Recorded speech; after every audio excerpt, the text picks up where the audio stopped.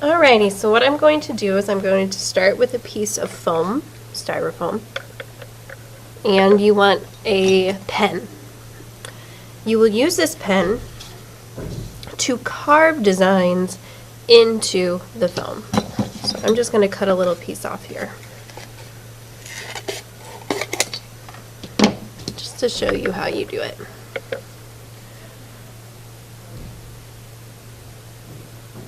So you're just drawing straight in, you're not pressing too hard that it's going to break through, but you are pressing hard enough that if you put your hands over it, you can feel the indent of it, okay?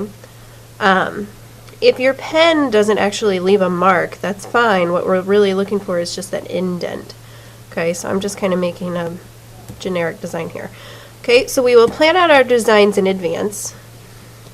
Then you will copy them onto a piece of styrofoam. All right? And then we will begin the printing process. So this is one that I have already been working with, but you can tell I've carved my design. I have the grooves in there. And you're going to get a white sheet of paper that is the same size as your foam. This we will call our plate. Okay. So I'm going to set this to the side because I don't want this to get dirty, and I'm going to use black paint. And I am going to put the paint onto my foam. And I'm going to use something kind of hard, so this is like an old card. It's nice and sturdy, it's not flimsy like paper. And I'm going to put it into these grooves, okay? So it'd probably be smart to get like a popsicle stick to lap up the paint.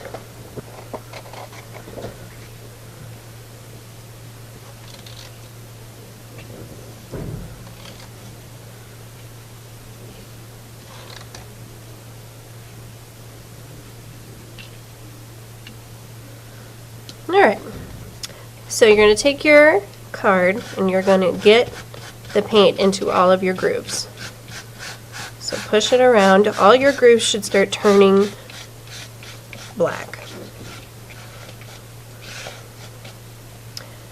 Okay, once you have them all in there, then you want to scrape off your extra paint. We're just worried about the grooves. Scrape it off, and you want to get a paper towel to kind of wipe off your excess paint onto. And this has to all happen quickly before the paint dries.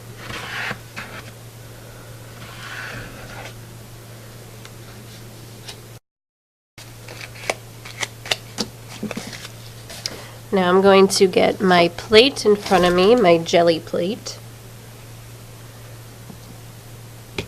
You want to lay your foam on it directly. And then you want to take a clean brayer, that's a roller, to roll this on top.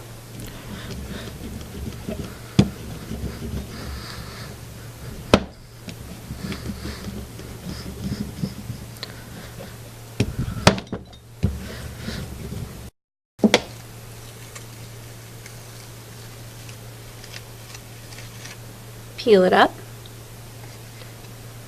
And then you want to take your clean sheet of paper, now lay this on the jelly plate, take your clean brayer,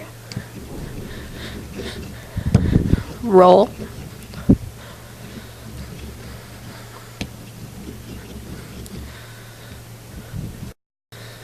once you feel you've had enough time to roll, even all through the corners, then you want to pick a corner to peel it up.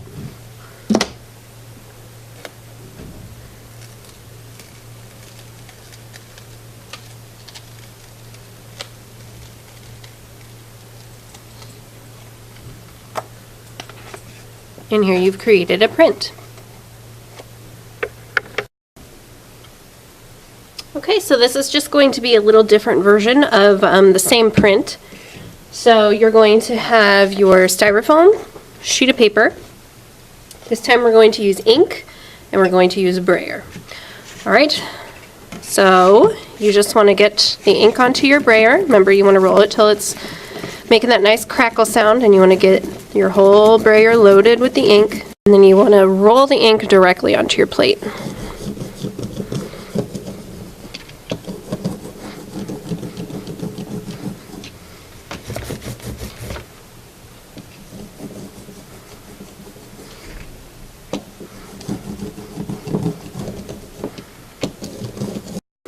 From here, you take your sheet of paper, lay it directly on your plate,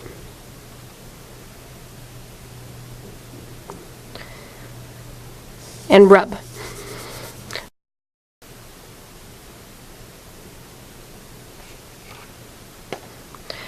And so this is showing white as the lines that we carved, where our first print, the lines that we carved are black. And you can tell this one matches the plate in the direction the shapes are going. This one is the opposite. So that's the difference there. This is a regular subtractive printmaking technique, and this is called more of an intaglio printmaking technique. Okay, so I'm going to be focusing on this print, and I want us to just emphasize this one a little more. I want us to color this, and I want us to follow a color scheme. So this is all based off of the color wheel, which we learned at the beginning of the school year this year. So I have a little cheat sheet for you. These are the color schemes. And you want to pick a color scheme that you want to use in this design. So we've talked about some of these. I think I'm going to go with a split complementary color scheme. So these are, you pick a base color and the two colors next to its complement. So its complement is the one directly on the other side of it. Alright, so I have all of the colors here. I really didn't need all these colors since I'm only going to be using the split complementary. That means I'm just going to be using 3 colors. So I'm picking yellow, and on the color wheel, if I go directly across from yellow, it's violet. So that's its complementary color. But I want to pick the 2 colors next to violet, so I'm going to be picking red violet and blue violet. That means I get to mix here. So I'm going to start with yellow, because yellow is my lightest color. And I'm going to mix the other 2 later. Now you don't want to color in every single shape. You do want to leave some of it white. So you might want to plan out visually in your brain what you want to do first. And then you're just going to go straight in with your brush. You don't need to get your brush wet to start this. And you want to begin.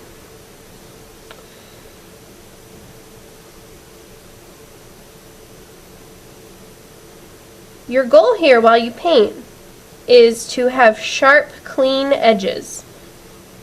You don't want it to become sloppy. We are using good paint for this assignment.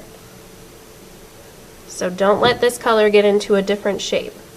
So what I'm going to do is I'm going to paint everywhere I want yellow first, then I'll go in with the other colors.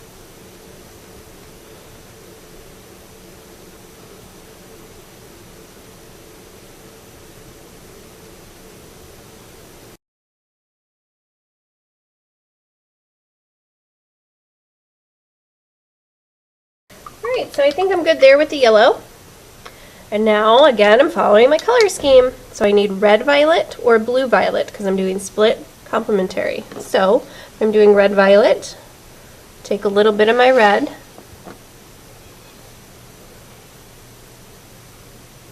Take a little bit of my violet. And I gently swirl them together. If you notice it's too red, get more violet. Too violet, get more red. And that goes with any colors you're mixing. Okay, this is, I feel, is a nice pretty color. So now I will pick the spots I want this. Again, your goal, clean edges.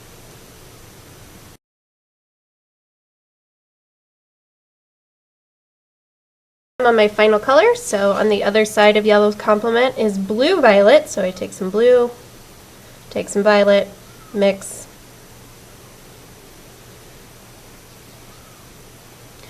and you finish off your design.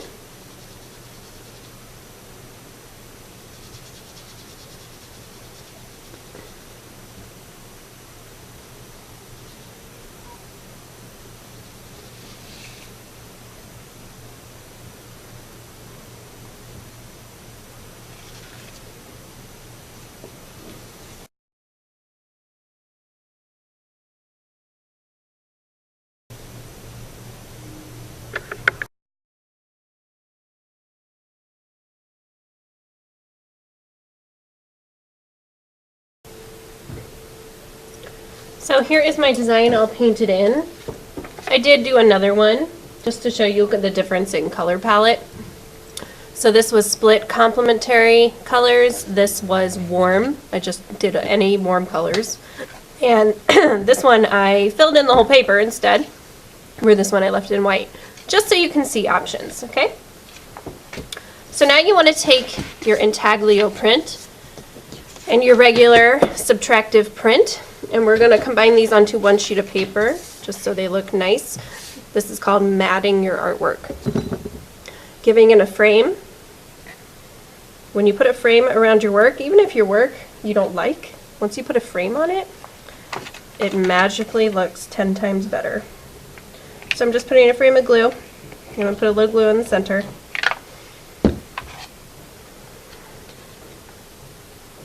And you can choose if you want to display it vertically or horizontally. It's up to you. I think I'm going to go vertical for me. And I just want to kind of place this out. There we go. That looks about right.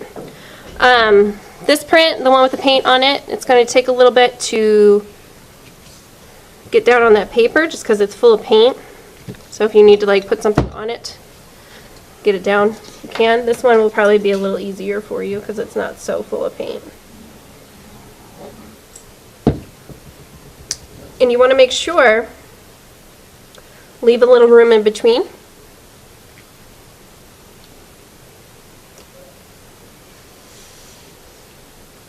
Okay, so this is the same design, just printed in different ways. One is painted in, one is not. And this is our printmaking assignment for this year.